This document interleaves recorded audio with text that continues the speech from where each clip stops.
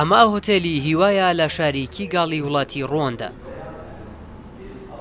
هۆتێلەکە بۆ پێشوازیکردن لە یەکەم کاروانی پەنابەرانی بەریتانیا ئامادە دەکرێت.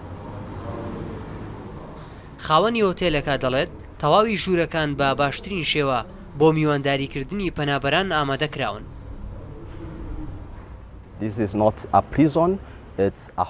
ئەمە زیندان نییە، ئەمە ماڵە وەکو ماڵی خۆمان وایە. ئێمە وەکو هۆتێل پەنابەرەکان وەردەگرین. لە هۆتێلدا میوانەکان ئازادن چی دەکەن.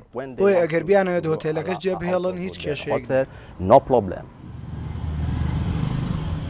لەسەر تابلۆی ئەم هۆتێلەی شاری کیگاڵی ڕواندا نووسراوە وەکو میوان وەرە و وەکو هاوڕێیەک بڕۆ. بەو واتایی هاوڵاتیانی ڕواندا مامەڵەیەکی گونجاو لەگەڵ پەنابەراندا دەکەن.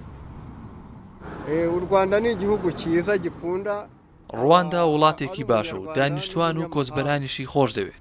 ئێمە بە گەرمی پێشوازی لە پەنابەرەکان دەکەین. لەلایەکی دیکەوە بەشێک لە خەڵکی ڕواندا ئەو بڕیارە بانە گونجاو دەزان و پێیان وایە ڕواندا بۆ داڵدەدانی پەنابەران گونجاو نییە. هەزاران گەنجی خەڵکی ڕوانdaمان هەیە کە بێکارن.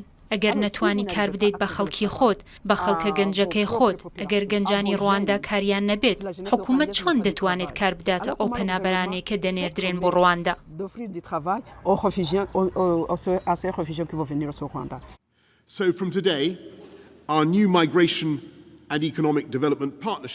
لە 14 نیسانی 2022 بۆریس جۆنسن سەرۆکوەزیرانی بەریتانیا ڕایگەیاند تەواوی ئەو پەنابەرانەی لە دوای یەکی کانونی دووەمی ئەم ساڵەوە چوونەتە بەریتانیا ڕەوانەی ڕواندا دەکرێن. 31 لەو کۆچبەرانەش کە ئەو بڕیارە دەیانگرێتەوە خەڵکی هەرێمی کوردستانن.